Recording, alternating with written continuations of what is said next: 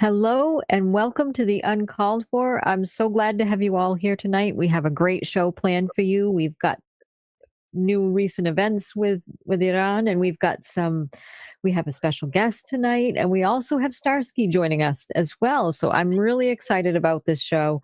So I think we should just dive right in, and I will let you know who is all here. We have Dick producing tonight. He's helping us out with the buttons and everything. He's a great help with that. We've got Commander 401, we've got Claire S. Bear, Catchin Studios, we've got Operator Starsky, and we have our special guest, Alexander. So this should be a great evening for you. So let's dive right in, and hello, everybody. Glad you're all here. So thank you for coming. Um, yeah, so we do have I guess we do have a little bit of updates to do, but A little bit. a little bit. Just a smidge. Couple of things have happened in the recent week. Exactly. Did you want to go over some of those, Katchen? Did you want to talk about them, Cats? Let's see. What is our first planned update? Yeah, let's look and see what we've got. The first one that I posted was in Zahedan, the police were sacked. They fired him, I guess, and so there is that. So there are some protests there, where they got the police, the fresh classes in Zahedan, and then they, if you want, I can go ahead and read this out so everybody can hear what's going on. Sure. Thank you. We've got intense clashes have taken place in the Iranian city of Zahedan as anti-government unrest grips the country. Social media footage showed security forces firing into crowds 4 weeks after dozens were killed in protests there over allegations a teenage girl was raped by a senior policeman. Gracious. State media said one person was killed and 14 injured in Friday's violence. Iran has also been rocked by wider protests sparked by the death of a young Kurdish woman in police custody. The unrest is the most serious challenge to the Islamic Republic. On Friday, crowds in Zahedan, capital of the Sistan Baluchistan province, took to the streets despite the announcement that 2 senior police officials had been sacked over the deadly 30 September clampdown. A video sent to the BBC Persian service shows floors of buildings washed with blood as protesters shout death to Khamenei, a reference to Iran's supreme leader Ayatollah Ali Khamenei. One video showed one of the latest casualties, apparently a child. They fired at a 12-year-old, one man shouts, as another strokes the cheek of the boy shot dead. It is not clear how many people died on September 30th. Some reports by human rights organizations have put the number at more than 90. It is rare for Iranian authorities to sack senior officials involved in suppressing protest against the country's top leadership, but even that measure appears to have failed to stem the unrest. Sistan Baluchistan province, which borders both Pakistan and Afghanistan, has a sizable Sunni Muslim population. Iran is a majority Shia country. Authorities have said the security forces were attacked by armed Baluchi separatists, something the imam of the city's biggest mosque has denied. The protests in Zahedan come as Iran has been gripped by the reaction to the death of Mahsa Amini, 22, on the 16th of September. She had been detained 3 days earlier by the morality police in Tehran and fell into a coma after collapsing at a detention center. She was arrested for allegedly wearing her Islamic headscarf improperly. There were reports that officers had beaten her with a baton and banged her head against a vehicle, but police denied that she had been mistreated and said she had suffered a heart attack. Norway-based Iran Human Rights says that at least 234 protesters, including 29 children, have been killed by security forces in crackdowns around Iran so far. Iran's leaders have portrayed the unrest as riots instigated by foreigners. The BBC and other independent media are banned from reporting inside Iran, making state media and other reports hard to verify. Authorities have also heavily disrupted the internet, hampering the ability of protesters to post on social media. Wow. So that's that one. Apparently there's some not really, really bad things going on there. So they fired their police. It's like continuing. It's just continuing. Like is snowballing. Yeah. But if they're blaming outside forces, why are they keeping the bodies from the families of the protesters that they're arresting or injuring? Like, why are they keeping them away? I just saw something on that too come across. Because they don't want it to make it into the news. Mm-hmm. They don't want it to get any more attention. And they don't want people. There are two majorities of people in Iran right now. One with their eyes open and one just staying in their brainwashed, what do you call it? Position. Mm-hmm. Super. State of mind. Yeah. Sorry. I lose my words when I'm emotional. It is worse than the news says. And even we who live in Iran don't know everything that happens because, as you just said, they keep the bodies, they keep the news under wraps. Right today, for example, there was a protest in my former university where many of my friends still attend, and there was videos of it leaked where they are protesting, but there was no mention of the morality police and the Revolutionary Guard beating people today. But one of my friends was there, and he later reported that he himself was even beaten.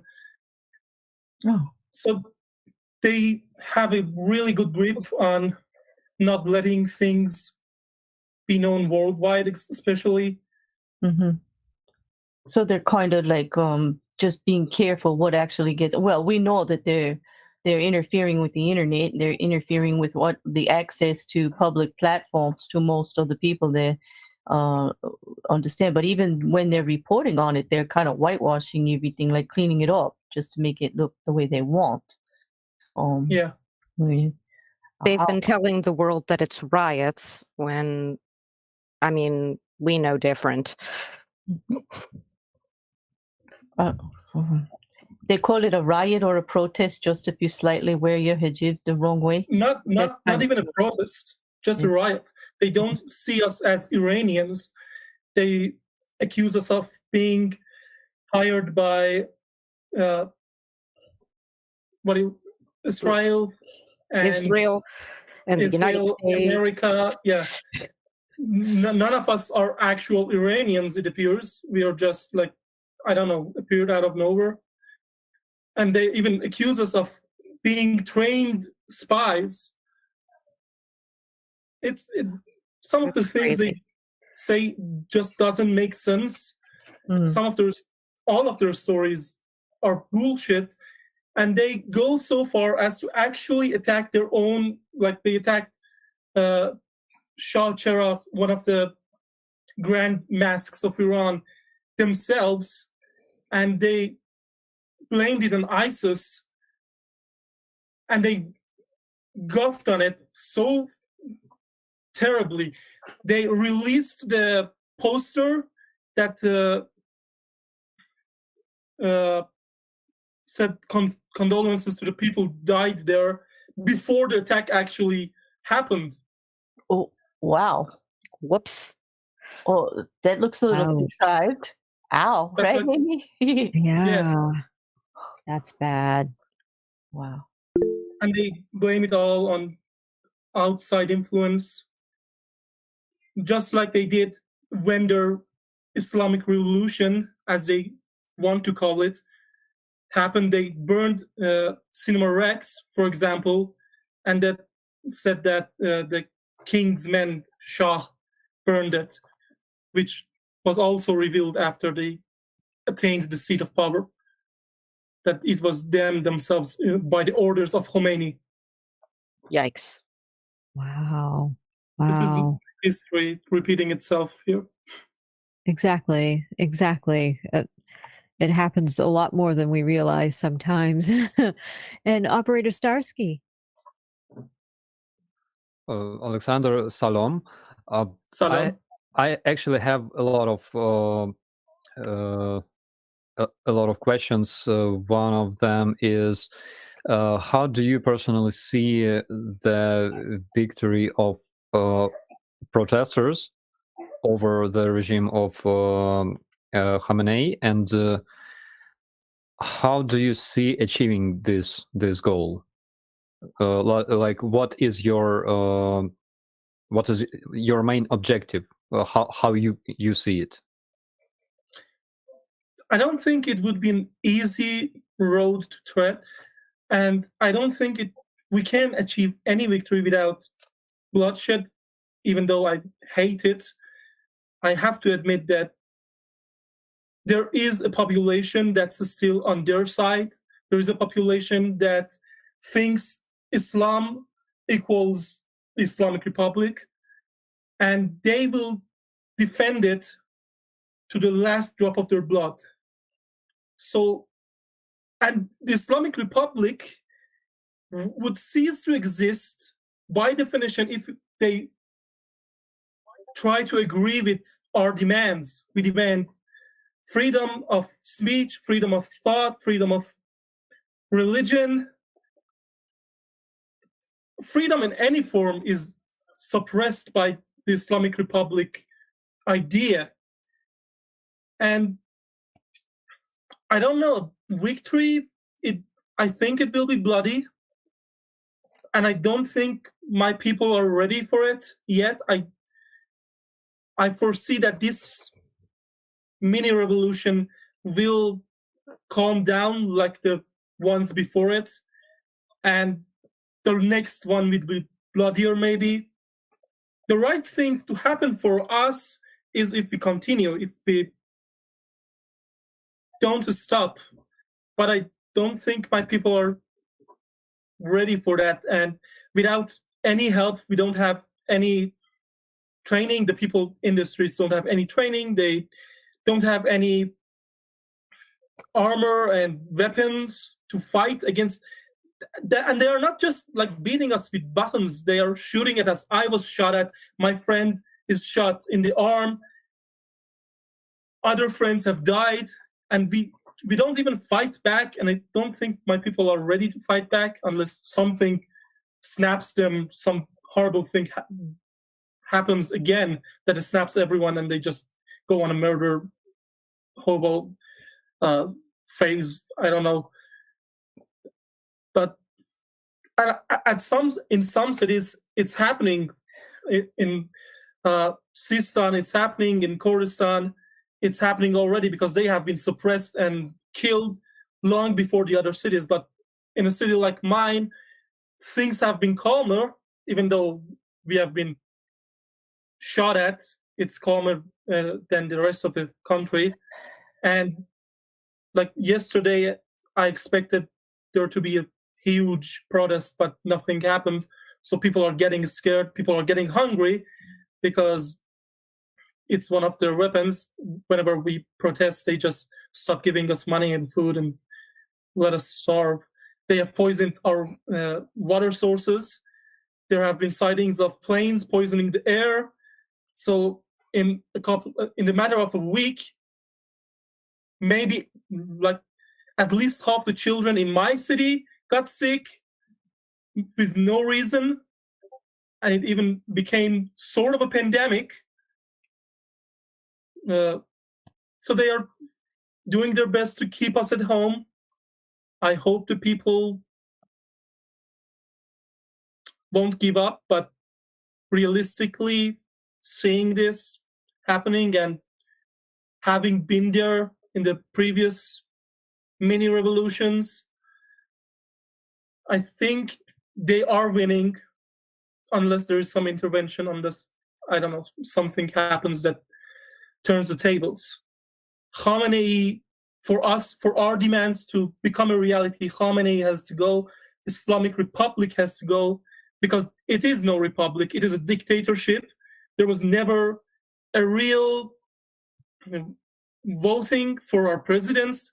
The voting they did to gain power when the original revolution, Islamic revolution happened, I believe, and many my age believe, was a fake.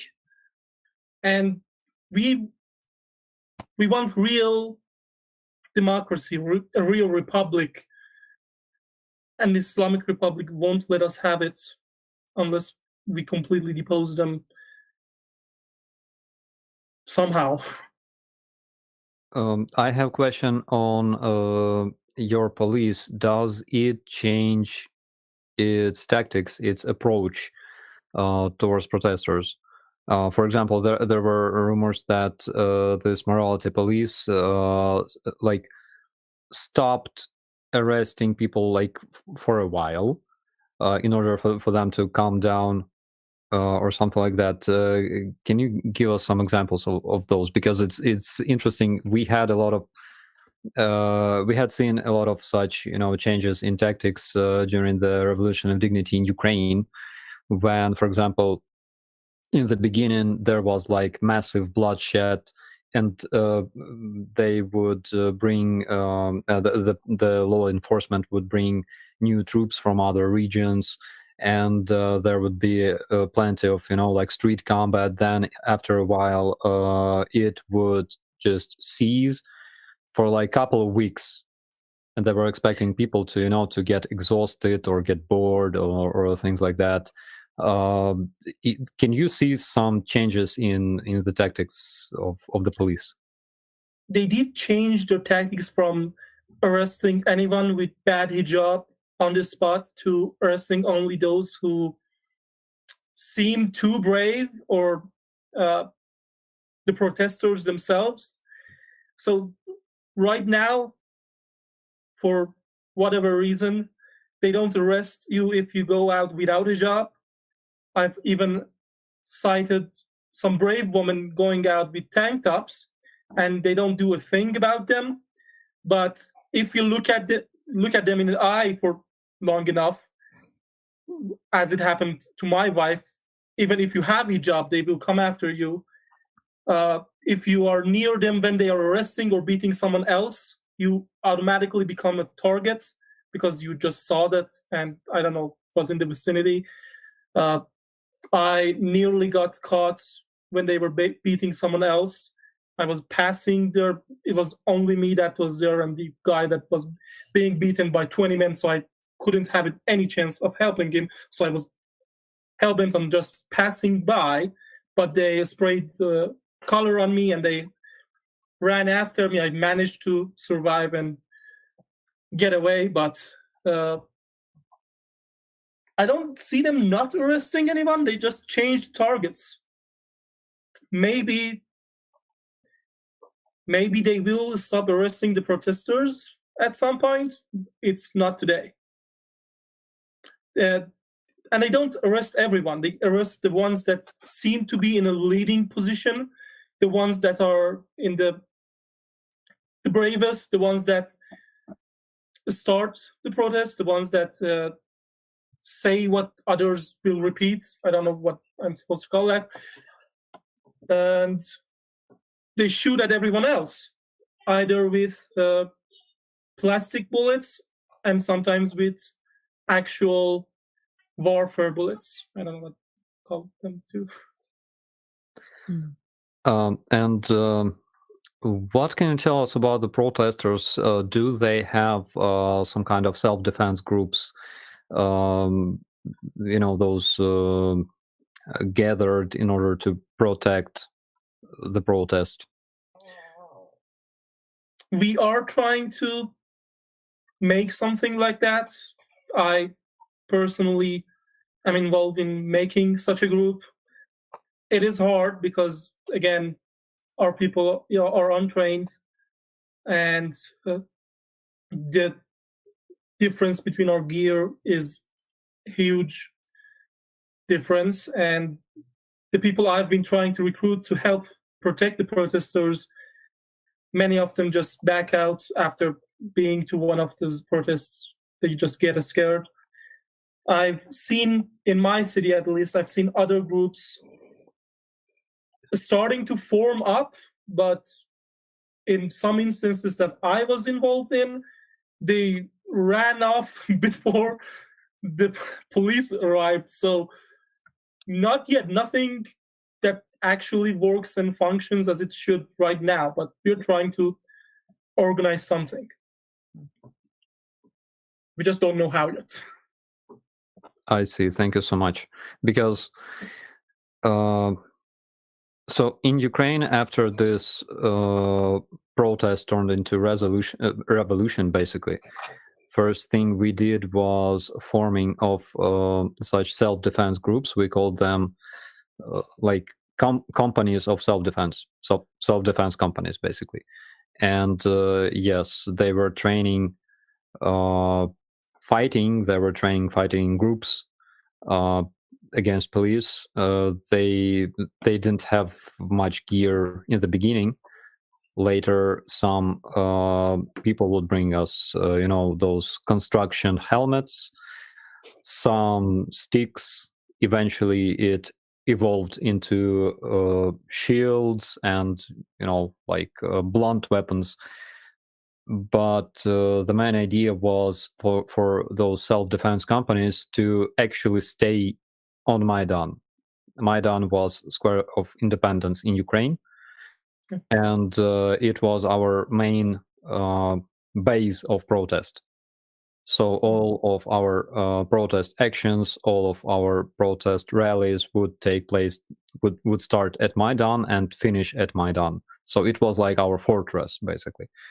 And at some point, we realized that it was too dangerous for our self-defense groups to go home for night, because they would risk of being arrested by police, by secret police, of course, because they were hunting activists and protesters and kidnapping them. And that's why people would literally settle at Maidan in our fortress. And that's also the advantage of that was that when police would gather around Maidan in order to disperse the protesters, we would have enough men to stand against police, to fight them back. And while doing so, we would also call other people to rise up and to arrive to Maidan to help them. But it raises another question. From what we know, Khamenei basically blocks all kinds of VPNs, all kinds of social media, messengers and stuff. Is there a you don't have to talk about it if it's dangerous, but is there a reliable way to communicate in this situation? First, on your previous tactic you mentioned, I've been trying to tell people that exact tactic of taking somewhere and staying there, but again, people aren't ready for these kind of commitments yet. About communication, surprisingly, there is one. I don't know if I should say it. This might get their attention somehow, and they might find out about it. But that the main source of communication I've been communicating with, I don't know how you say that, in Chechen studios. Yes. That has escaped their radar, surprisingly, and I've been able to, for most part, connect to it and have private conversations without being monitored. All the rest of the social media, apart from being censored and taken out, they are also monitored. Our phones are 24-hour monitored. If we are to believe the government, I don't see them having 80 million people monitoring every call. But again, there might be like code words that get their attention. I don't know how it exactly works. So that's not secure. The most secure way of communicating between ourselves has been, hey, let's go somewhere for a drink. And then we go there and tell, hey, we're actually going to protest in Meydan Fulan, Fulan Square. Fulan is a matter of speech. It's Square X. And that has been the main way for us. Even sending videos to outside sources has proved to be a dangerous activity. We have had people sending videos to BBC and they were arrested right after that. My wife tried to send a video to a news channel, Iran International, and she got a call, a message from the equivalent of CIA in Iran that she shouldn't do that, and she just couldn't send that video anyways. We've been getting threatening messages from the government whenever we try to say something dangerous. I don't know. I don't think they know about my call right now. Hopefully they don't know. But if I'm not here next week, Ketchen would know I'm not here next week. I'm dead probably. Well, let's hope that doesn't happen. Let's hope that doesn't happen. Exactly. If it's okay, I'm going to jump in really fast because I have a super chat from Level 70 for Canadian $6.99 that says, how can the world help Iranian protesters? They obviously need weapons to defend themselves, but how could they possibly be delivered? I don't know about that part, but I do know that, I'm not sure what we could do to help, but that's at least the question anyway. How can we all help is the big one. Weapons we obviously need, but I don't think it's the right time for the world to intervene in that way, because it would just validate everything the government has been saying, and anyone from their side that was switching would just go back to their side. It would validate their propaganda that this is America's doing, this is Israel's doing. So it's not a good time for weapons. We should just suffer by ourselves right now, for some time at least. But the world is helping by actually being our voice, by not forgetting us. My people, I am a living, breathing testimony to that, are getting encouragement for the world talking about them. Even this show right now that we are talking gives me hope for a better future. Gives me hope that I'm not just a voice that's never going to be heard. I think right now that's the best the world can do, and just don't let us become irrelevant, because the moment we become irrelevant to the world, the protest dies and we go back to not even the same shit as before. We go back to wars. Our TVs, our national TVs have started erasing Islamic Republic of Iran, and they started calling it Islamic Iran. So just imagine what will happen when we go silent. Everything will be worse. I think the best the world can do right now is just let us stay relevant. Absolutely. Absolutely. And that's what we're going to try to keep doing. And we're going to keep covering this because it's such an important issue. It's a human rights issue. It affects the whole world. And we need to make sure that this gets covered. Commander, you had your hand raised. I know that there's a fondness for the days when you had a lot more freedom under the Shah and earlier before the Ayatollahs took over. What percentage of your country would you say longs for the days when you could breathe free and have control over your own mind and just make your own decisions?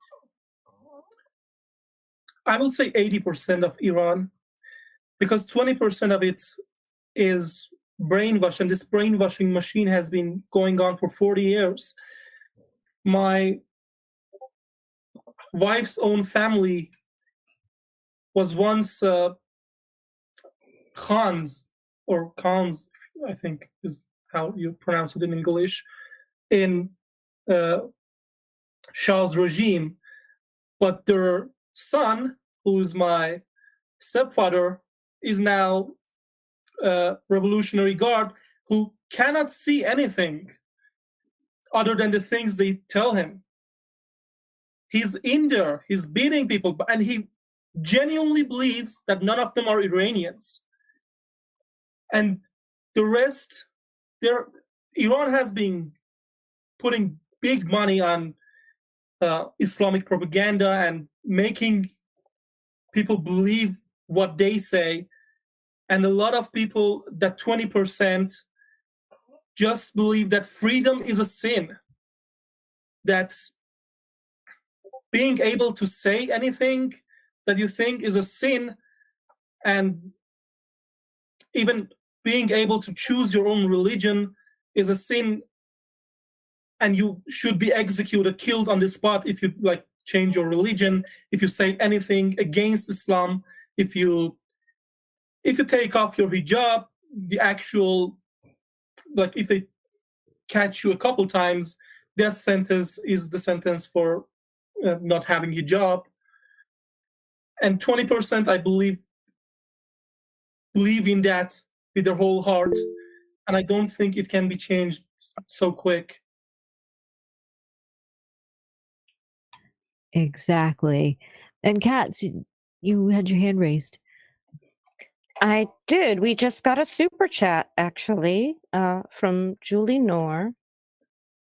Yeah. Who sent us $50 and okay, saying, I hope for all the best for your protest. Don't give up. I'm so impressed with all your bravery.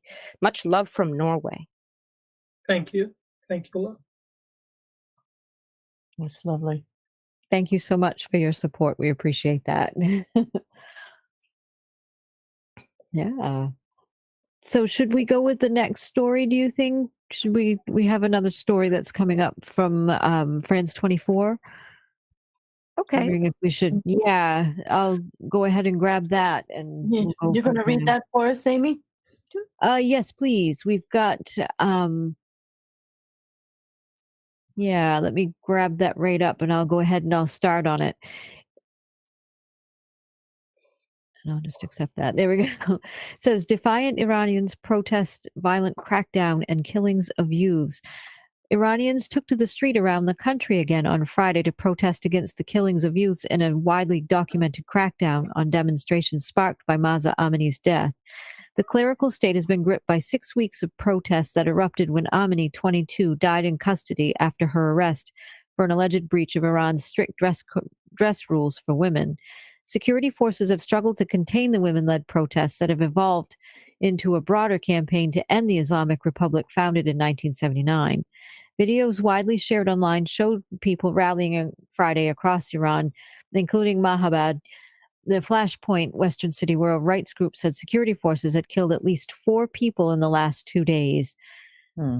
The demonstrations came despite a crackdown that the Oslo-based Iran Human Rights Group said Friday had killed at least 160 protesters, an increase of 19 since its last toll on Tuesday, and including more than 24 children. IHR called for diplomatic pressure on Iran to be stepped up, with its head, Mahmoud Amiri Moghadam, warning of a serious risk of mass killings of protesters, which the UN is obligated to prevent. At least another 93 people were killed during separate protests that erupted on September 30th in the southeastern city of Zahedan over the reported rape of a teenage girl by a police commander, IHR says. Automatic gunfire. Violence erupted in Zahedan again on Friday, when unknown people opened fire, killing 1 person and wounding 14 others, including security forces, the official IRNA news agency reported. IHR said security forces opened fire at protesters in the southeastern city, with deaths reported, including a 12-year-old boy. The Norway-based Henga organization added that 2 more people were killed Thursday in Bane, another city near Iran's western border with Iraq.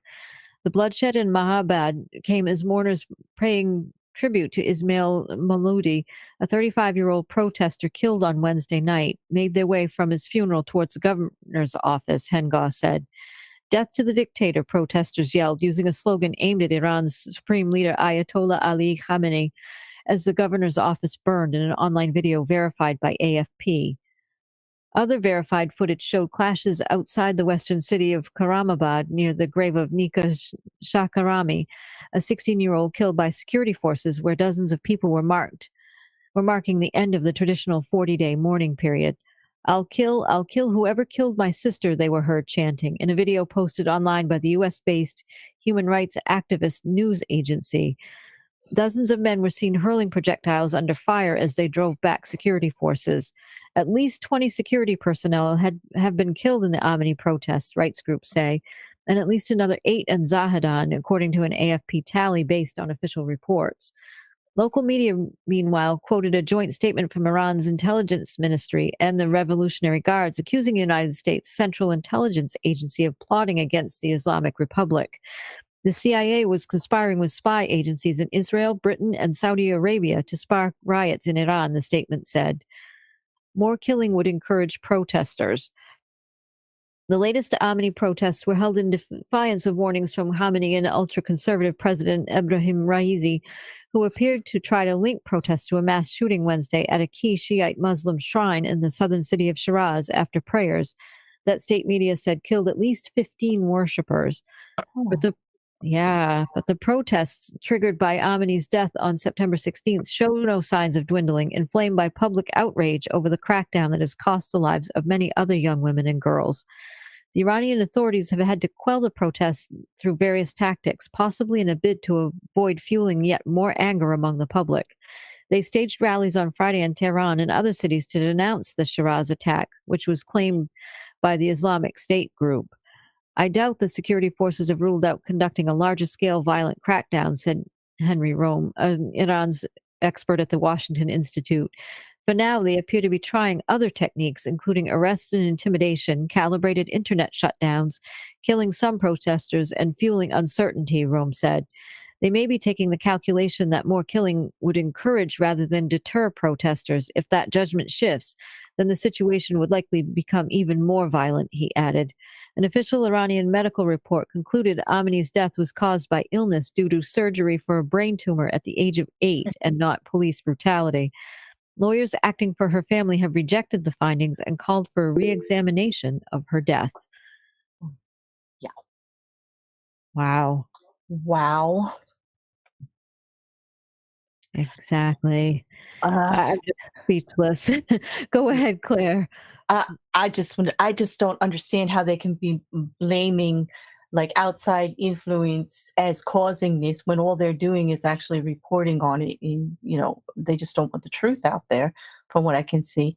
And how is it that the outside forces are making them kill children? Can you explain that to me? Because how is that? How is that possible? How are they killing so many children? What struck me in the article was the ages of the people that they're just shooting down and reporting that they.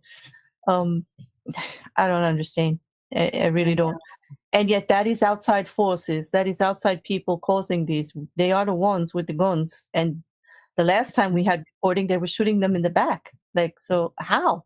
How can you say that that's somebody else's responsibility and not your own? It's just they're inciting riot in their own people with that kind of terror that they're doing. That's not really going to stop it. I see it inflaming it. When you're killing children and older and the elderly, just to try to terrorize people, people are going to get really upset, and it's going to be the young ones that get upset. Exactly, and they're getting angry, and you can tell. And well, I can just feel from here reading that story, I could feel the outrage. A 12-year-old boy, 12 years old. All I could think about is my own son. One of many. Yes, exactly. And it's just terrible. And so I can see where it would inflame the protesters even more. And even get even more people to join in, because that's just horrible. You don't kill children. And that's just horrible. 12 years old. And I'm sure that there were younger ones too, but that just stood out to me today because that's just the one that we've read about today, which is scary. And They are the stories that get out. The ones that don't get out are much worse.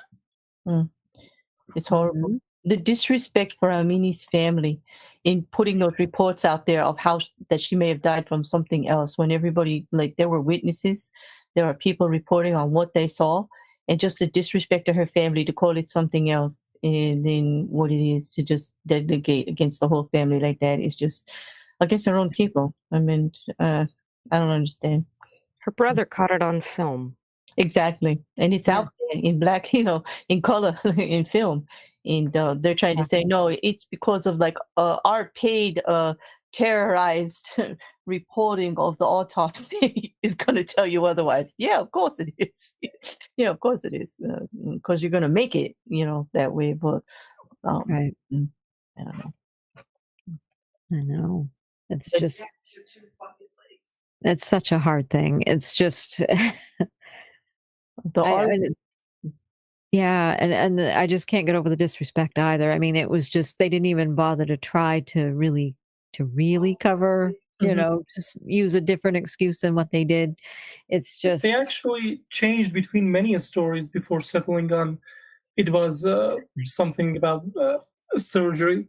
Their initial story that they even told their own Revolutionary Guard was that she was a spy from Komole, a separationist group from Kurdistan that was sent here to be there in that kind of hijab, to be caught, and she had previously drank some kind of poison that would only get triggered when she's scared, and it only went bad when the poison didn't get triggered right away, and she died later than it was intended by Komole. It was such a tall tale. I couldn't do anything but laugh at, even as I was hearing this horrible story. And Mahsa is not the first one. Some in the world might think that we are angry for the death of one girl. Mahsa is not the first one. It's been 50 years of this happening. Mahsa is just the one that was taped on the phone at the right time when the people were angriest with everything that was happening. My parents have nightmare stories of being taken by the morality police. And when I was like 2, I think, one of the morality police bases was raided by people, and they dug out countless bodies that were just buried in the garden of the camp.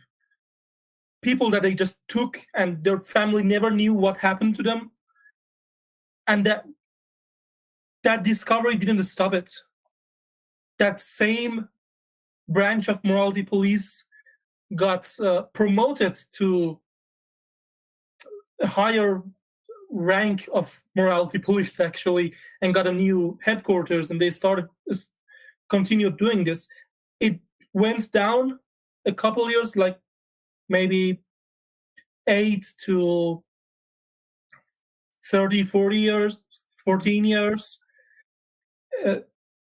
But with the return of the murderers like Raisi, who doesn't even have an education and is a known killer, it just started, the morality police started getting more power and getting more aggressive, and the people have had enough in the past recent years, and the revolution has started.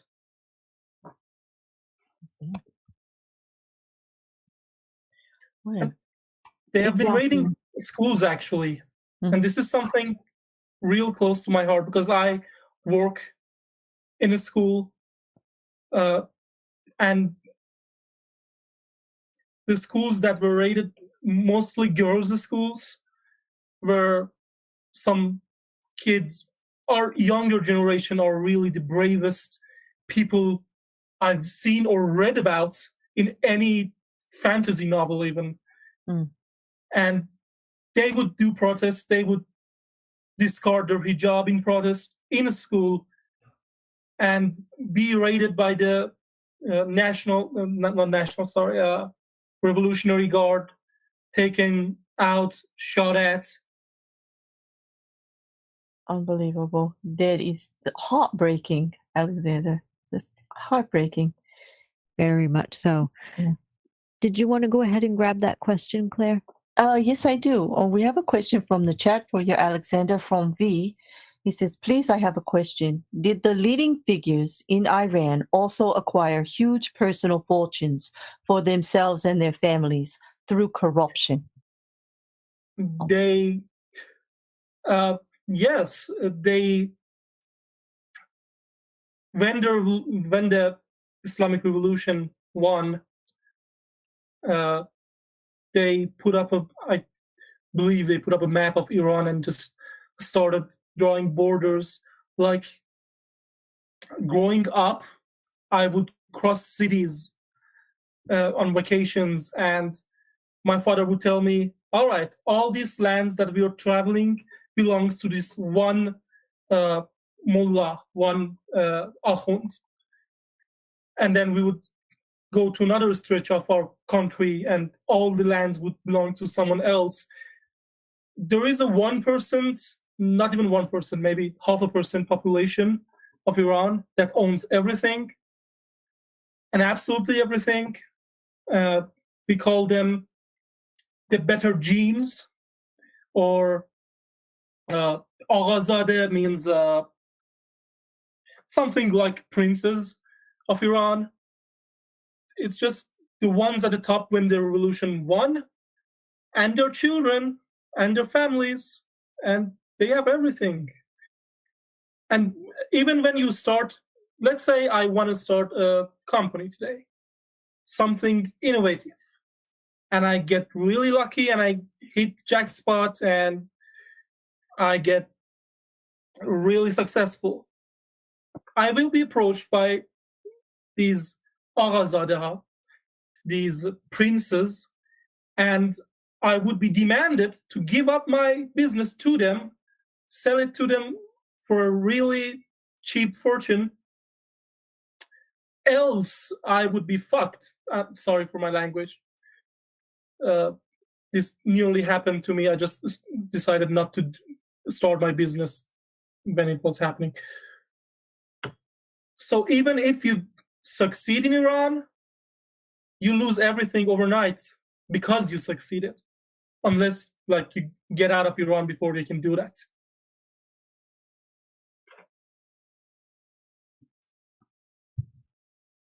It is difficult. You don't even know what to say to that, I'm sure. Starsky, you lived with that for a really long time. Actually, like what I hear is our story, basically, because we also had people from like mafia rings that, by the way, originated in the area our previous dictator comes from, which is Donbass.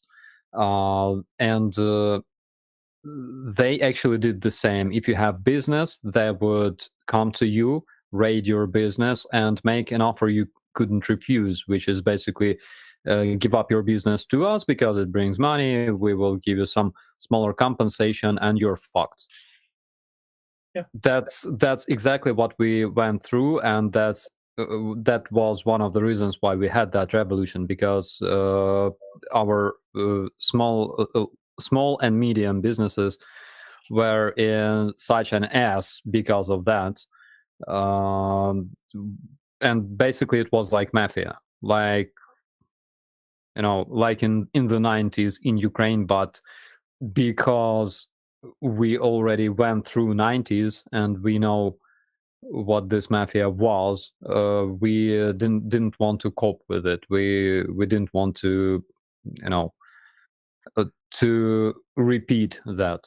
So I completely understand what Alexander says here, because we survived through absolutely the same shit. Sorry to hear that.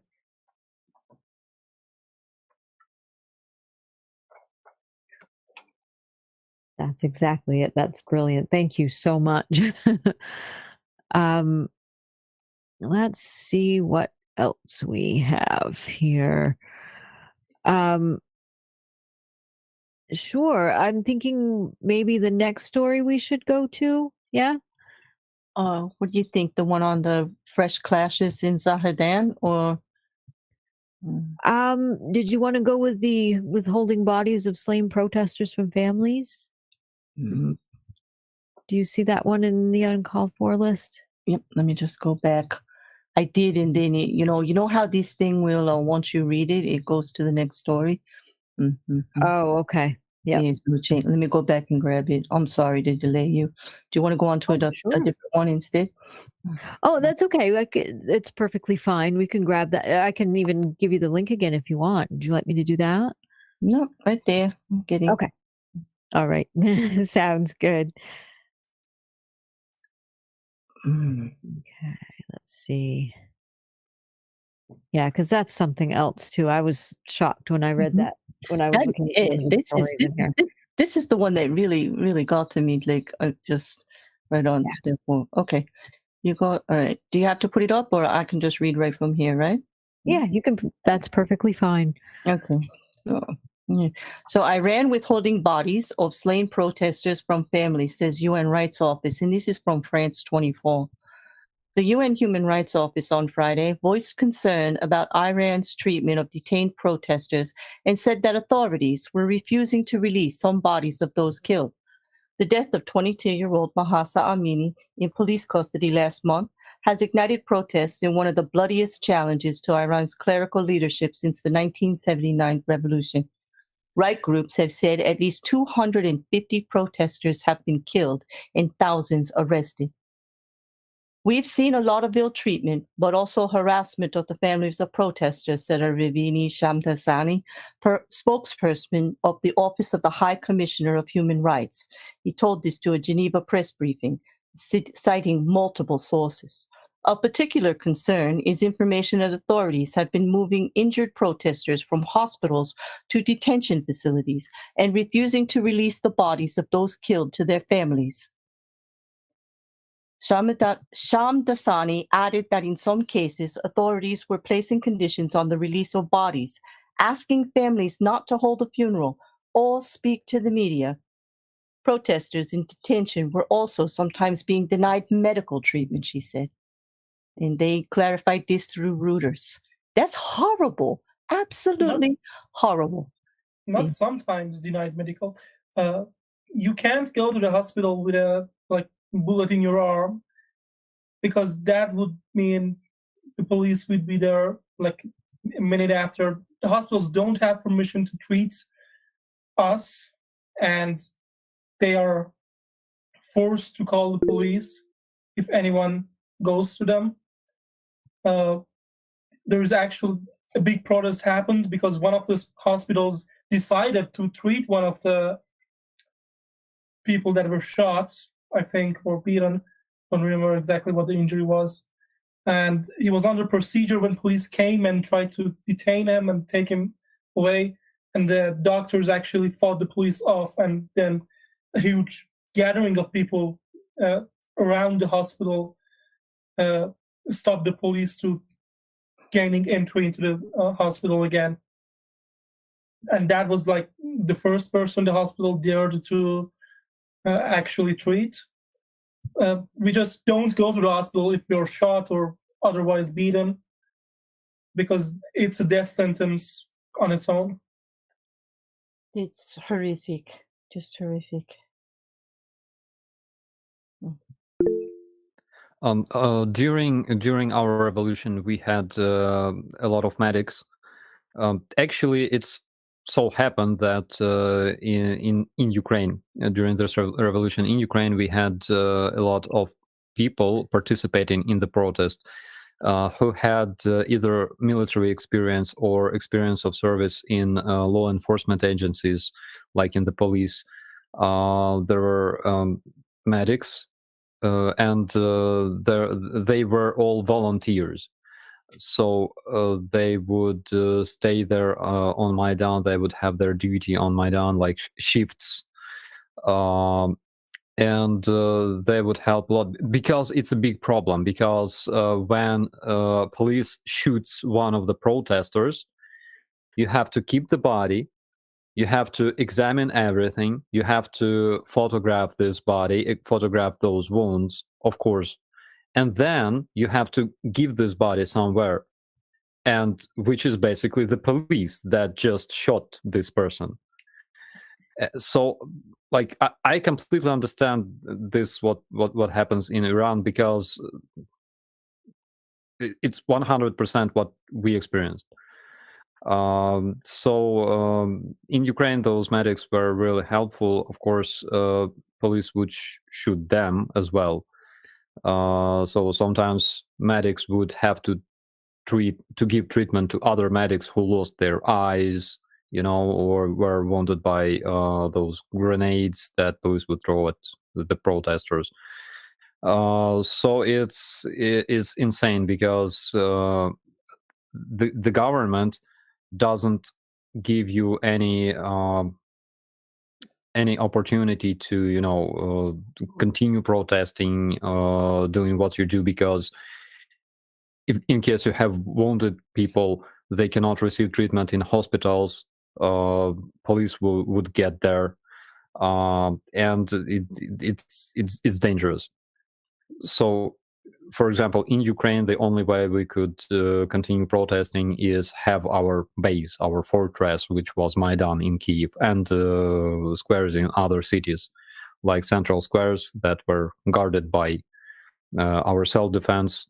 And basically we had those volunteers, medics, who would help our people.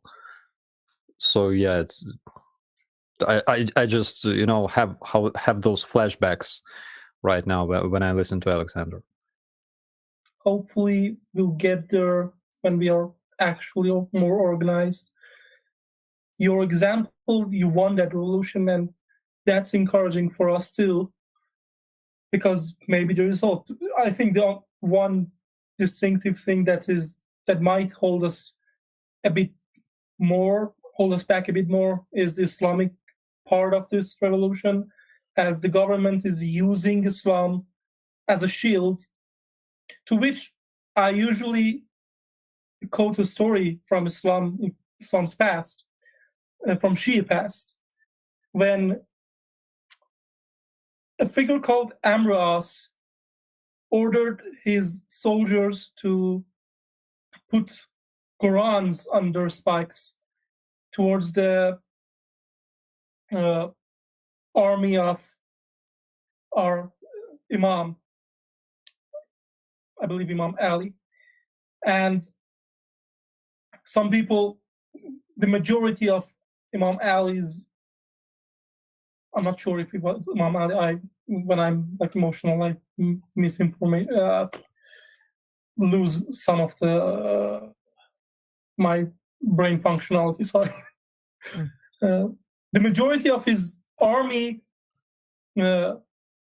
deserted him, and saying that he's asking us to fight against Islam, against the Quran, which was stupid, because that was obviously ploy by Amras to keep his power, to keep the winning army away. And that's exactly happening here in Iran. Again, they are using the same trick that they taught us about, telling us, look how evil these Sunnis were, these Umayyads were in our history. Look how evil they were to use Islam in that way. And they are doing the same thing, and it's working again.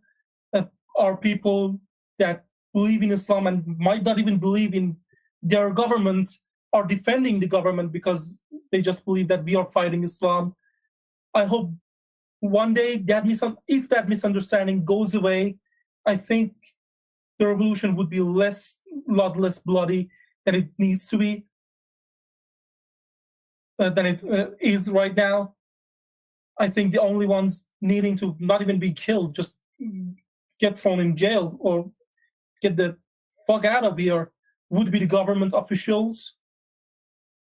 I believe in my people, and I believe that one day at least they will see the truth of what this government is doing to them. I can only hope.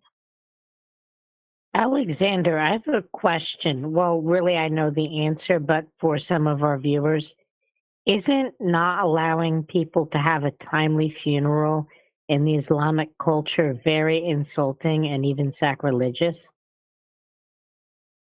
It is. You are basically condemning the soul of the person you're not letting have a funeral to hell, basically.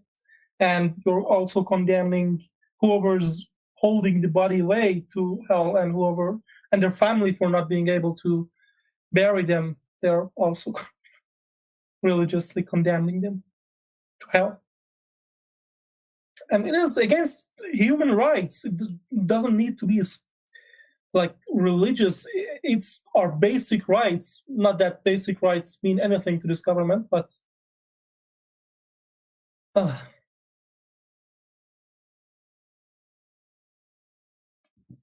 Yeah, exactly. So thank you. I'm just going to jump in really fast. I just want to grab this super chat from Martin Lefebvre for Canadian $5. Says, I can speak for everyone here saying, Alex, we sincerely appreciate to hear you share all of this with us. Whatever you do, stay safe. Thank you so much. I appreciate that. And I agree there. And then Heather Fitzgibbon said they're doing one of the most heinous things they can. And that is so very true. So very true. So definitely. We also had a question too that I had to check on. We have, okay, we had a question. What do the, from Liaxim Narik, it looks like Michael backwards. It says, what do the Iranian people need in order to win?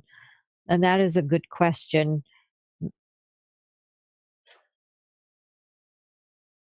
That is a hard question. Very hard, though. Yes, exactly. The first thing we need is being doing this more organized. Right now, that's Right. our biggest flaw, our biggest Achilles heel. That Communication. Communication is hard, and we don't have useful leaders, anyone who has any idea of what to do, and even everyone's trying to go their own way. When there's a protest, sometimes someone's going to one square, another bunch of people going to another one. This person has this plan, this person has that plan, and this is helping them keep us down. We are moving in smaller forces with divided attention, and they just pick us out like that. The first thing we need is for us to be able to communicate well enough to organize something that's going to actually achieve something, instead of just protesting in the streets and getting shot at and getting arrested. I think that would be the first step for us. I don't know if there's any way that we can make it easier for people to communicate without being arrested. I don't know it at least. There is no platform for us to be safely communicating. And mouthpiece, as we are organizing things right now, we hear from our friend that they are gathering somewhere and we go to that. It just doesn't work in a large scale revolution.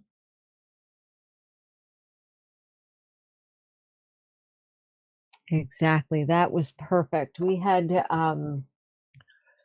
we also had another question from V, who said, what needs to happen to get the police force and people with military experience to side with the people who are protesting, to stand on the side of the citizens? A small number of them are with the government because of religious beliefs, but the majority of them are simply scared, and their financial life would be in ruins if they take even a simple step towards helping us.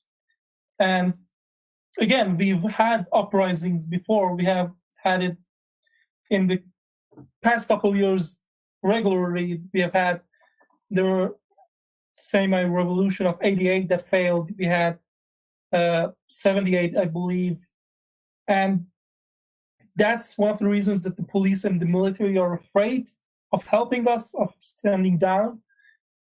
The police force isn't actually fighting us. The majority of times I've seen the police stays back and is just there because they are ordered to be there. The police doesn't fight. It's the Revolutionary Guard that fights. The military itself has been, they have taken away their arms, their weapons. So the military has nothing. Even if there was a foreign incursion right now to Iran, the military would be powerless because the Revolutionary Guard and government just took all their weapons away from them. They sure can still come help us because they have actual military training. But again, they're afraid for their families and their financial situation. One of the reasons I repeat saying my people aren't exactly ready to go see this through yet, in my opinion. At least to this point, it's only been 2 weeks of revolution. It might change in the near future, hopefully. For God's sake, please change it. But I think for us to, if we were able to come together and if the world was able to help us put food on our table without the government's help, I think we would be receiving more help from the military, at least. If we were able to somehow financially help them, which we aren't because the people are the poorest in Iran, and actually the military is really poor too. It's the Revolutionary Guard that gets big salaries. The military doesn't get enough salaries. So they have grounds to be afraid. Awesome. Thank you so much. And I have a thank you. And I have a question too for Operator Starsky from Lisa. She says, at what point during the Revolution of Dignity did the police force side with the people? Some of them did. Again, it was not done openly. They would provide us with some information. Our security service would also provide us with information. For example, there was this meeting organized by like counter-protest organized by government, who brought like sportsmen, boxers, criminals, thugs that would fight against our protest. And Security Service of Ukraine would secretly inform us about some actions that were planned by them. So it wasn't like open help. And of course, we had to fight against police a lot. But what we did was we often manifested that we have democratic, peaceful protest. And we only have to protect ourselves. So this protest would not be dispersed, would not be, suppressed by law enforcement, that we will keep protesting and defending ourselves.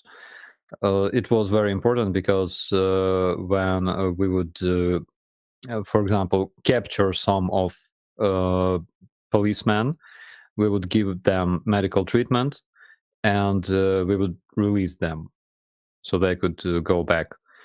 And this is how basically we made a good contact with police, so they would understand that we were not gonna kill them or anything like that, which I think very important also. But the very police actually sided with the protest only after the revolution basically won. When our dictator went out of the country, policemen were scared at the beginning, but then we had democratic elections in Ukraine and everything was okay.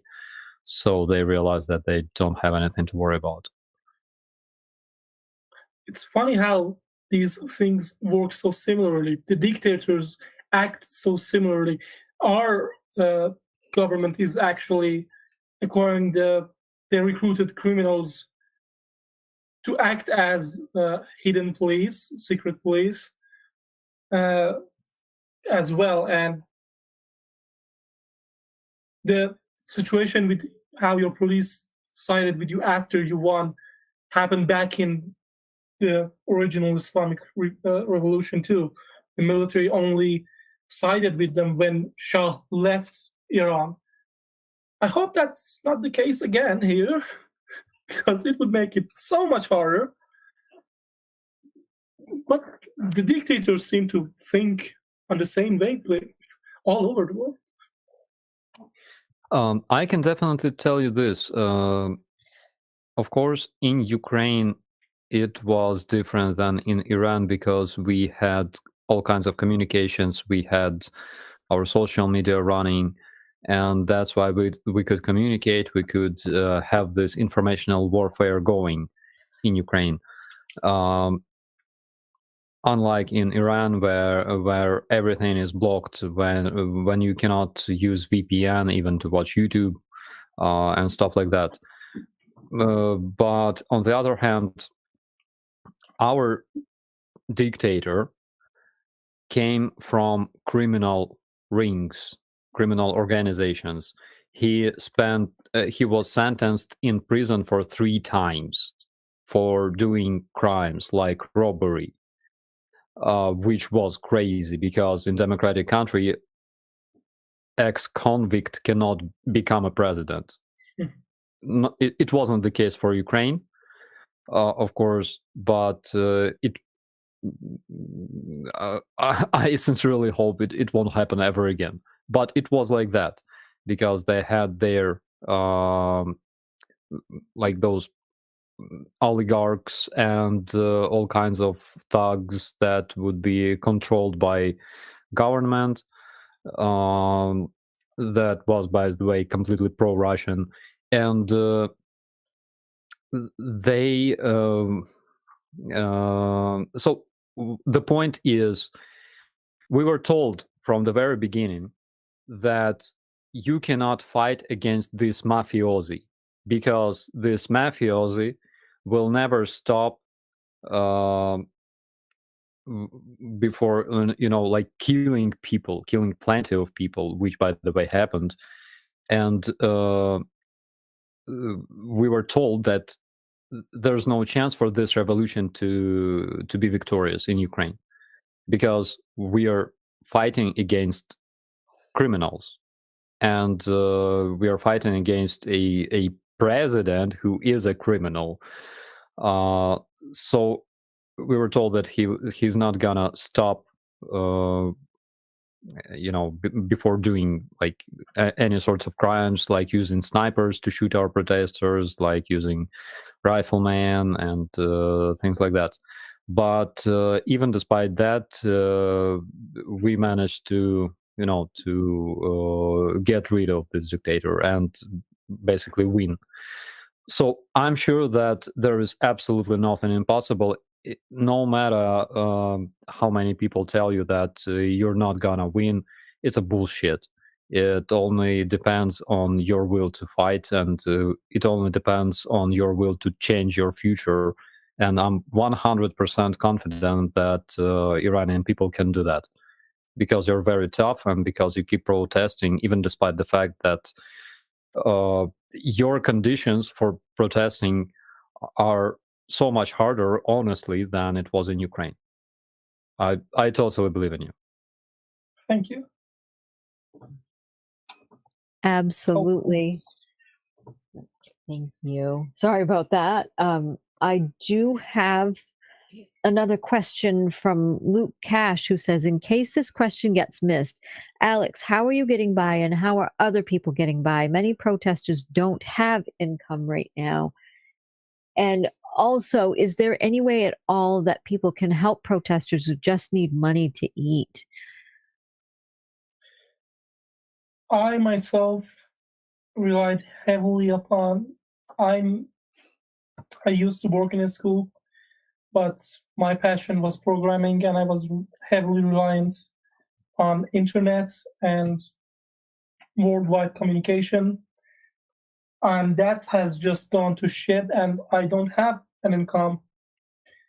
I am living by and feeding my child with the help of neighbors and my parents and my wife's parents. And many more have similar conditions to me, and so many more don't have neighbors or parents that can help them. So some people have changed their diet from eating healthy to just eating something so you stay alive. And I've seen more people begging, unfortunately. But at least in this situation, the people that are begging are getting more help from the people that can still afford to help someone. So people are trying to help one another, but even those who can help will hit the end at some point. So I think, I don't know. I don't know what will happen in the future, but we're just barely getting by for now, at least. There was a second part to that question. I forgot. Oh, it's okay. No, how to help if they can. How to help? Yeah, with those situations, like with people who can't. I genuinely don't know. Okay. But what kind of help? Yeah. I'm guessing any kind. I'm not sure, but we just got a wonderful super chat. Oh my goodness, Stephen Walsh. Thank you so much. For 500 American dollars says, thank you for speaking on this forum. You mentioned about communication. Have you heard of mesh static loaded on the phone and with the modem? These would help with basic text messages without cell or internet. My best borscht uses beets, carrots from my own garden and pigs we raised. I assassinated 2 pigs for meat this weekend. Thank you so much for your support, Stephen. Thank you very, very much. So that's an excellent idea too about that app and everything. Thank you. Thank you. I will have to watch that again to understand what he said, but thank you. Exactly. Thank you. Thank you. And Michael Castrian says, people, if they rise enough, can make a change. Look at Romanian history under Nicolae Ceausescu. That's very true as well. Thank you. Thank you so much, everybody. And I'm just in awe right now. Thank you. I appreciate it. Mark Beiser said, same root problem everywhere. The people we need in positions of power don't want anything to do with it. And the people who want positions of power shouldn't be allowed anywhere near them. And that is 100% true. Thank you, Mark. That's brilliant. I think it was a movie that said, you don't choose power, power chooses you. The people who are after power, obviously from the fact that they are after power, are not good people. Exactly. They're in it for themselves usually, and that's usually the case in that. So definitely. Oh, we got another super chat in from Garth McKeel for Canadian $5. Says respect to the Iranian people for their courage and to Starsky for talking about this issue when he has so much going on in his own country. Thank you so much, Garth. I appreciate that. And thank you both. Starsky, I'm sorry for my government enabling Russia to fuck with you guys. No one in Iran stands behind what they did, giving them weapons. And they call it selling, but I don't even believe they're selling them right now. And I'm going to tell you something funny. The Revolutionary Guard is told and believes, at least, and our government surely believes that they have made Putin their bitch. They think they are in control. So just know that if they are doing this, it's just because they are plain stupid idiots who can't see even in front of them. And we will depose them. And the moment we do that, if God forbid you were still tangling with Russia, everyone in Iran will be right next to you fighting those monsters. Thank you so much. We completely agree on that. One of the reasons why we want to help Iranian people is because it will help us. Another reason is because we have so much in common right now, because we went through the same situation basically, and we feel the sympathy towards Iranian people. That's why we want to help. Of course, a lot of us have friends in Iran as well. Personally, I have friends in Iran, and that's why it's personal to me. So there's a lot of reasons for us to help you, but I think the main reason is because we totally feel you. We've been there, and that's why we would like to help you, because we had the same situation. Thank you. And thank you so much. And Katz, you had your hand raised. Yes, I did. I just wanted to bring up a question from V. Question for Operator Starsky. Are some of the policemen who beat the protesters on the Maidan, are some of them fighting for Ukraine now? Yes, this is an interesting topic. Some of them were arrested. So there was this special force unit in the police called Berkut, and it was reformed after the revolution. And those who were accused of shooting protesters, they majority of them managed to run. Guess to which country? And others were caught. They were prosecuted in Ukraine. They faced trial, but rest of those men, they because the war started as soon as the revolution finished. Crimea was annexed. Then Russian troops moved to Donbass and organized that crazy shit that happened there. And because the war started, those policemen, they joined anti-terrorist forces in Ukraine, and they moved to fight in the Donbass. The reason was that if you're a policeman, you have to follow orders, and if you're a military, you have to follow orders, and if you did nothing wrong, you didn't torture protesters, you didn't shoot them, you only did your duties. So that's what it was, their type of thinking. I personally don't see much wrong about it. So yeah, they people from that special force unit, they joined anti-terrorist forces, and they were fighting against Russian terrorists in the Donbass. So yeah, it happened, and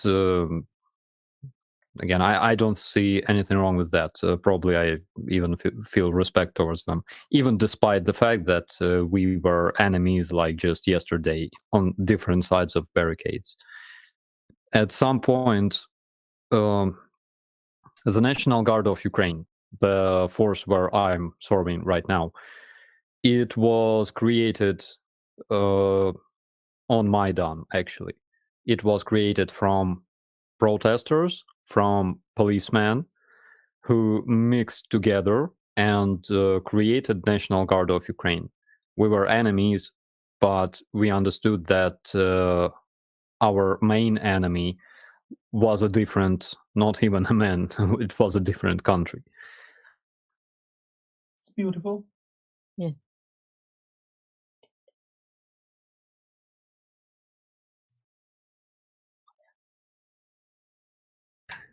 Yeah. That's amazing. Martin Lefebvre says, Operator Starsky, you are an Aristovich of your own kind. He calms people when he speaks. You said of him, and so do you. Always the proper words.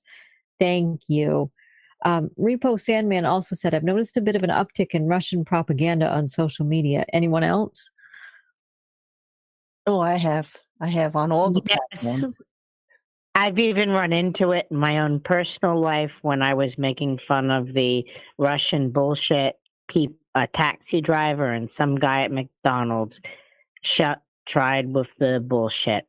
And I think it's growing in influence because of QAnon. I had it pop up on my Facebook recently. Mm-hmm.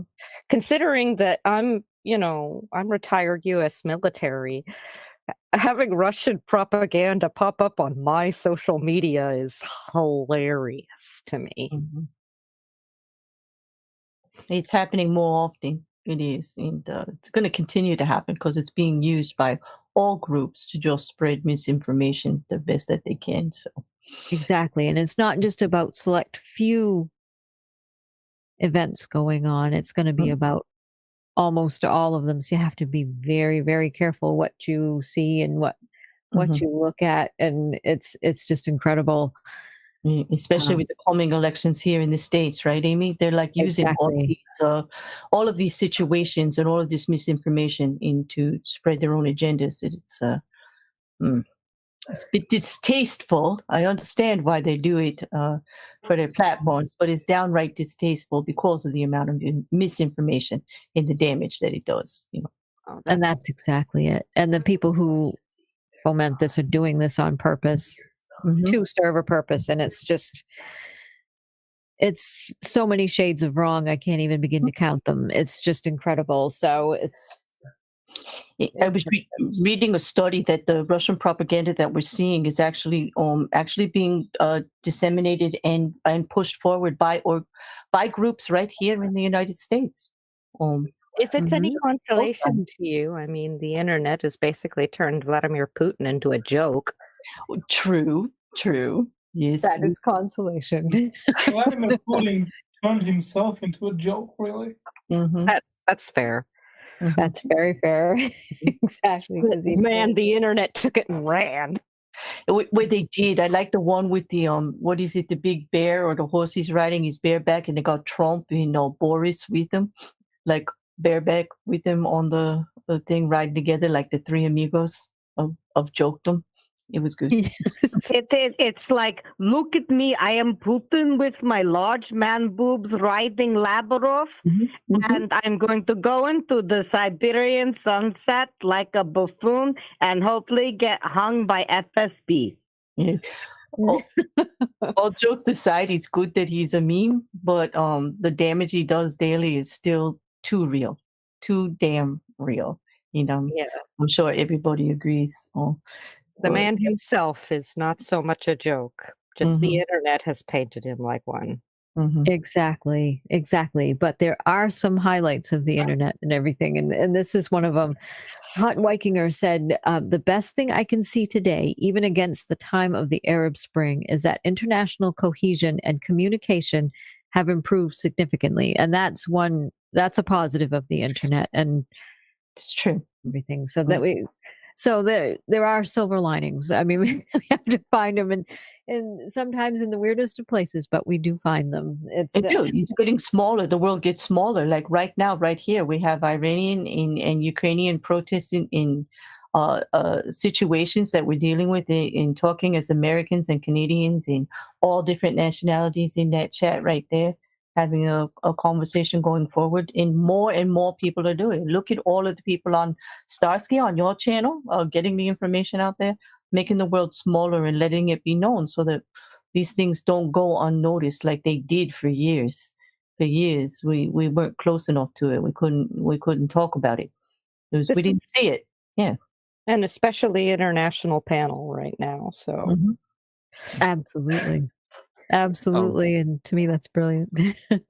One interesting thing is that I was just reading Russian resources regarding protests in Iran, because it was interesting what was Russian interpretation of those protests.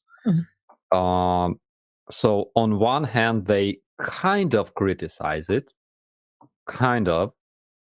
I read 2 articles in Russian lenta.ru. It's one of their most popular, probably, resource. So on one hand, they kind of criticize it. They kind of show that people are not satisfied with the ruling regime, with having no privacy and everything like that. On the other hand, they say the same bullshit they usually say about Ukraine, that all kinds of nationalists and separatists and extremists take part in protests. That's kind of interesting. I think I gotta research more of this Russian propaganda, its take on protest in Iran, because sometimes we have to analyze what kind of bullshit they say. And a lot of the bullshit, right? If you just turn your brain on for 1 minute, you can sift through it. Like I'm doing a video debunking Alex Jones. I just got some script issues. He claims that people like me don't like Russia because they're Christian. Just think about that. Vladimir Putin starts out literally day one having the FSB bomb a bunch of apartment buildings. And then I think he blamed Georgia started a war just to raise his approval rating. So he started out day one murdering people. That's a good reason not to like Putin, isn't it? Yeah, he kills Russians. Absolutely. And people from Georgia and all of his neighbors, and he's just been murdering ever since. So fuck you, Putin. Absolutely. A lot of people don't know that. So a lot of people think that Putin was, this professional KGB spy, trained in the best traditions of KGB, and he knows all kinds of secret kung fu that, actually Putin was there is this term in Russian, it's called смотрящий. It comes from criminal rings, and смотрящий is basically a person assigned by some upper power that controls the flow of funds in a criminal society. And that's basically what he did for KGB. So it's not like he was, this Russian James Bond. Yes, exactly. That's exactly what we believed, actually, that he was some kung fu Russian spy. Wow. I always, before I got more educated in Putin and found out about his crimes, I always thought him as Hitler II. I don't know why. He just had that face, even as a child. Yeah, absolutely. As Nick from the In Times said, was it Nick or Dick? He said who said that. No, I think probably Nick. He said that comparing to Hitler, comparing Putin and Hitler, Hitler had like prettier mustache comparing to Putin. That's the only thing. So yeah, a lot of people still afraid of this dude. Did you know that he has those special shoes that make him look taller? Oh my god! I knew he was short, but I didn't know he would do that. You gotta Google this. You gotta Google Putin's boots. It's over there in internet. Oh my It's god! actually imagine a president, a ruler of the biggest country in the world, nuclear power, who orders shoes that make him look taller. Doesn't have any Did anyone see the pictures of him during the annexation next to the puppet rulers? I mean, they towered over him. He's a short guy. He is. To be fair, though, like Hitler was a short guy, but I feel like the biggest difference between them is that Hitler was a cult of personality. I mean, pretty much his whole country was 100% behind him. And a lot of, he convinced people to murder by the millions when they didn't even know what they were doing. And he got people to believe that what they were doing was right. So Putin's doing the exact same thing, and Putin's using the exact same tactics, and he's even trying to enlist idiots all around the world by playing to their desires. From what I understand, Russia starts the fighting by taking what you like and just talking about it, and then saying those people over there who won't do what I want, they want to take your donuts away. And then it gets more and more deep and more violent. And pretty soon everyone's at each other's throat. I think Putin is trying to do the same thing as Hitler did, and he's failing really miserably at it.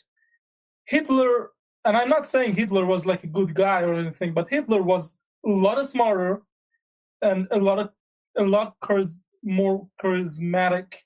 Yes. He is failing bad. Hitler took a bunch of countries before he was pushed back. And this guy, I mean, your Ukrainians are great. This guy couldn't do shit compared to what the world expected him to do. Our government promised us that he's going to take the whole of Ukraine in under a week, and you pushed him back. Still pushing him back. Still pushing him back. Was Russia like the second power in the world or something? At least that's what I'm told. And you pushed him back. We are a lot less scared of Russia now. Yeah, now obviously Russia is the second power in Ukraine, not in the world. Exactly. And if it's okay, I'm just going to jump in real fast. I've got a couple super chats here. One from Jack Ray for $10 American says, God bless Ukraine, Slava Ukraini. And then we have Anthony Bestwick for £5 sterling says, ask Starsky, has he arranged his pizza date yet? Pizza date. So Anna promised to, I'm forgetting English words. Oh my god. So she promised me pizza next time I'm there, but unfortunately, guys, I'm tied to Kyiv region because I'm a serviceman. I cannot just say to my commander, can I go to another part of Ukraine like for a while? Because commander will tell me, get the fuck out of my office now.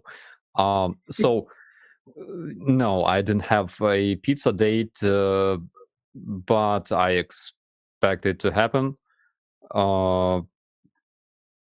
So thank you for your question. So you did have a good time with your friends eating McDonald's. I saw that on your stream. You finally got McDonald's, right? Yeah. So my good buddy, a friend of mine, we were together in my brigade since 2016 probably. He was in my company, he was in my platoon, then he led my platoon, and like, he's a crazy guy. So he was captured in February, and he spent 7 months in Russian prison, and he was released a couple of days ago, and we met today. So we brought him to McDonald's, and we had cheeseburger. It was also my first cheeseburger this year, basically. That's crazy. It's fantastic. Yeah. All right. That's incredible. Yeah, don't feel bad. I try not to eat at McDonald's too much. Yeah. The people of Iran look forward to one day getting their hands on McDonald's, and they also expect it to be shit. Exactly, but at least you want to be able to at least try it for yourself and then determine for yourself if it is shit. Yeah. I mean, just by the looks of it, it's a tiny, like, how much do you pay for the tiny burger? Exactly. I tell you from my experience, it's like first you ignore it, then you accept it, then you like it. But it's like usually like, it's not we prefer eating in McDonald's in Ukraine or whatever, but when you are deployed on the front lines for like half a year, the only thing that our guys are talking about is like cheeseburgers. Oh yeah. Yeah. I know the feeling. I mean, I was in the Navy where we have 6 months in the middle of the ocean and all you're eating is ship's food, and oh man, the idea of a good cheeseburger, French fries, a better Mallory. cheeseburger than the ones you get on the ship anyway, because they'll have cheeseburgers occasionally and they're not good. No. They're nothing like what you can get at home or at any restaurant anywhere. Yeah. Exactly. We had one more question from V for Starsky, and they're asking, can you roughly estimate the percentage of Russian POWs who do not want to be exchanged and returned to Russia? Sometimes we have to give them out. Again, because we have quite a few Ukrainians being held in captivity. And according to my friend Bogdan, who just returned from captivity, he said that Russians took a lot of hostages from civilian population. So if they had like, if some man had like a shotgun at home, or if some man had like camouflage pants or something like that, they would just grab them and take them to Russian prison as POWs.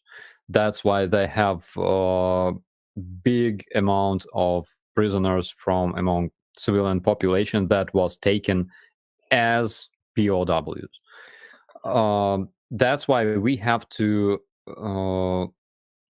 exchange what we have for Ukrainian POWs, because otherwise it's not really gonna work that way. We couple of times we managed to exchange, for example, one Medvedchuk, that oligarch, for like 100 soldiers, something like that. Then we managed to exchange son of one of Kadyrovite warlords, because he was very important and he got captured, and we exchanged him for a few Ukrainian men, but it doesn't happen often. That's why we have to exchange equal numbers of people. And because we don't take Russian civilians as POWs, we cannot just, settle all Russian soldiers in Ukraine and say, you can now live in a democratic country. No, unfortunately, we have to send them home and get our guys back. Absolutely. Thank you so much. And we have a super chat from Mormala for 200 Danish krona, says, want to support your channel and Slava Ukraini. Thank you so much. And thank you everyone for your support. We appreciate it all. Thank you so much. Yeah, it's incredible. Yes, it has. It has. And I am so thrilled to bring we're all so thrilled to bring all of these shows to you, because it does. It helps keep people informed, and it helps bring these issues to light. So thank you. So, yeah. I'm thinking it's almost 8:00. This almost 2 hours went by so quickly, and I was thinking that maybe we should wrap this up and go ahead and close out for the evening. It's probably not a bad idea. I mean, I don't think we have time to do another story. No, No. no, that No. was so fast. That was so interesting. The time just flew with it, with all of the conversation that was so involved, and such great stories from Alexander and from Starsky. Absolutely. I can't thank you both enough for coming tonight. I appreciate it so much. Go ahead, Starsky. Did you have something? Yes, I have a question for Alexander. Correct me if I'm wrong, but I think there's no way to directly support protesters with funds, right? Because there's nothing like PayPal. There's nothing like bank transactions between, for example, European and Iranian banks, right?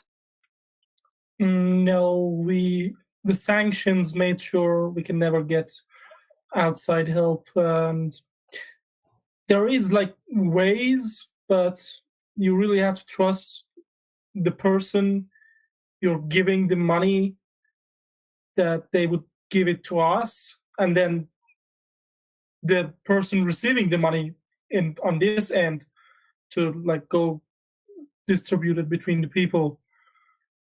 Like there are ways to go around the sanctions. They're just like hard. I get that. That's unfortunate. Absolutely. I wish there was something that we could do. I mean, I'm sure everybody wishes there was something they could do to support you guys. Absolutely, we do. For now, just keep us in your mind and don't forget about our existence. We love you. Absolutely. So you're part of the world, and we want you to stay part of the world. So, of course, we're going to keep you in our thoughts. Absolutely. Totally. Absolutely. And we have to keep this in everybody else's minds too, and that's why we keep doing shows like these. We have to. We can't forget. We just cannot forget anything that's going on in the world right now. There's too much. It may seem like there's too much going on, but we need to remember, because there are just so many not so good things going on in the world right now. Prime example is what we're covering tonight. What's going on in Ukraine and everything like that. So we have to find ways to help out like this, even if it's just getting the word out. Sometimes that's a step in the right direction. So absolutely.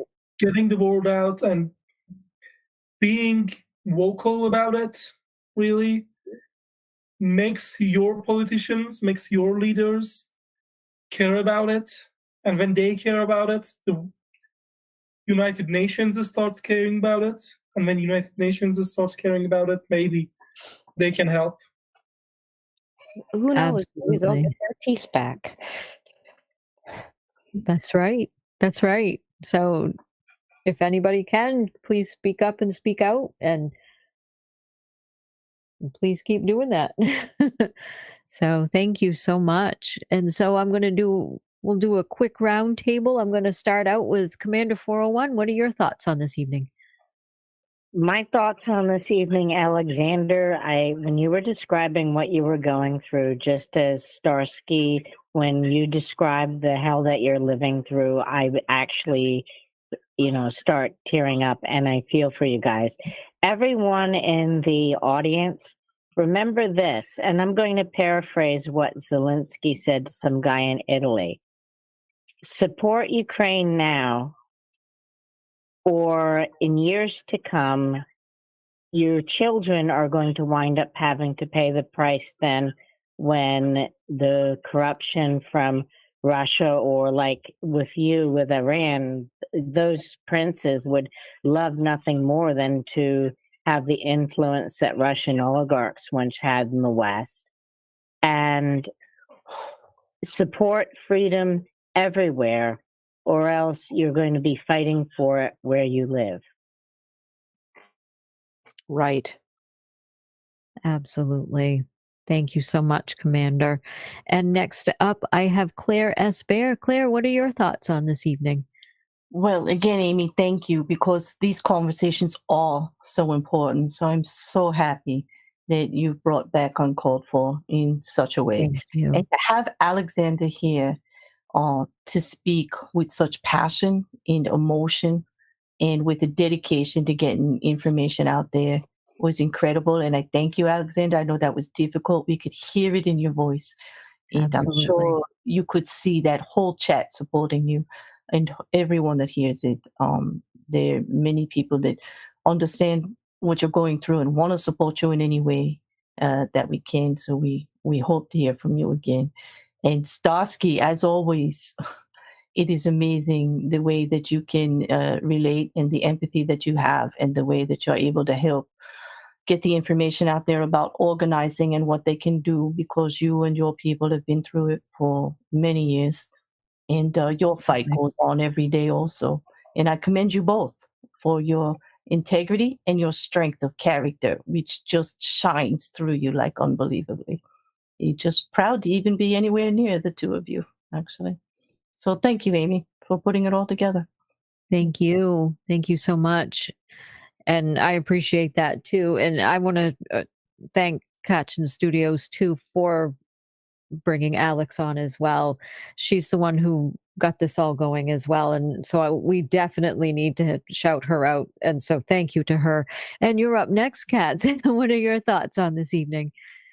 I think that Alex has really got the right idea in that the best that we can do to help the Iranian people right now is to make sure that neither we nor our leaders forget what the Iranian people are fighting for.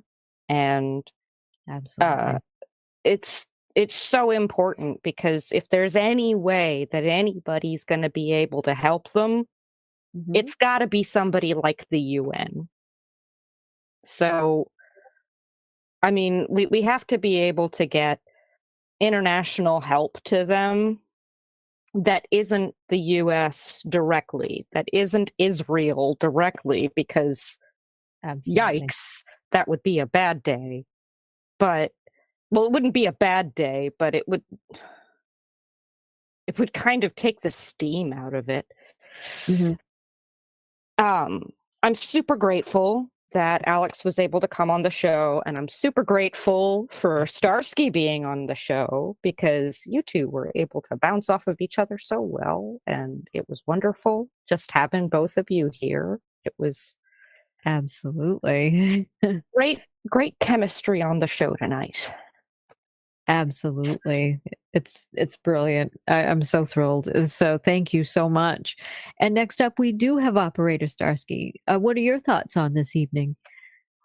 I would like to say that I completely agree with Commander 401 that freedom is the most beautiful and right cause to fight for. That's why here in Ukraine, a lot of people completely support Iranian people, Iranian fighters for freedom, because again, we went through this and we feel you. That's why we stand with the Iranian protesters, and we will do anything we can to help. Specifically, we must make sure that the world keeps hearing and keeps talking about Iran, that it's not gonna get buried under a pile of other news. It's important, and we have to keep talking about it. So I'm really grateful that Alexander was able to make it today. And yes, and we will do everything to help everything we can. Thank you so much. Thank you. Thank you so much. And the two of the most bravest people here, Starsky and Alexander. Alexander, what are your thoughts on this evening? First of all, thank you for having me, for giving me a chance to get the voice of my people out there. Thanks for all of your support. And there is one thing that I'm going to beg the audience. Please don't take all of this as entertainment. Please don't take it as, I know you won't, but it's easy to see it as someone else's problem, as something that you get entertained to, you watch, you even get angry or tear up with for a couple of days, a couple of weeks, and then you forget about. I've been there. I've made the same mistake before with other countries that were far away from me. This is serious, because if Russia and Ukraine wins, God forbid, if Iran pushes the people back, there is an alliance formed between Russia, China, and Iran. Three dictator nations with radical ideas about conquering the world, all three of them. And all three of them think they are using the other ones. But this, if we let them win at this stage, if we let them do what they want to do, this might well end up in World War III. This may end up on your borders. Mm-hmm. So Absolutely. please, the world needs to come together and get rid of dictators like this forever. We are past the point of being like that. That was thousands of years ago, that maybe not thousands, hundreds of years ago, that we got past dictatorships and radical ideas like this. And Agreed. again, thank you all for the support and for having me. Thank you so much. We're honored to have you here. Absolutely honored. So thank you so much. I can't voice that enough. So thank you. We also thank you so much to for the donation. We just got a donation in for $33.99. Thank you so much for that support. We'll make sure that gets immediately sent over to Kat so she can get that to him somehow. We'll figure this all out, and we'll get that right straight to him. So thank you so much. I appreciate that. And before I go on, I'm going to go on to Dick Dawson. Dick, what are your thoughts on this evening? Are you there? Okay. It's too loud. He can't. Okay, he can't. Okay, not a problem. Well, I'm just going to say then, I'm just going to close out the show. I'm just going to say thank you so much to Operator Starsky and to Alexander for coming on tonight. I can't thank you both enough. Thank you so much. You're both so brave. You also, it's just amazing, the bravery that everyone has shown. It does restore faith in humanity. It's great to see. And we need to have more people like this fighting for freedom, because freedom is so important. I want to thank everyone in the panel for coming. Thank you so much. I want to thank Katz for bringing Alex on as well. Thank you so much. I want to thank everyone in the chat for coming. Thank you so much for your support. It's been incredible. Thank you. Thank you for helping to get this word out, and thank you for listening. And I want to thank you all so much. Thank you, and have a great evening. Good night, everybody. Good night, all. Everybody. Good night, everybody. Good night.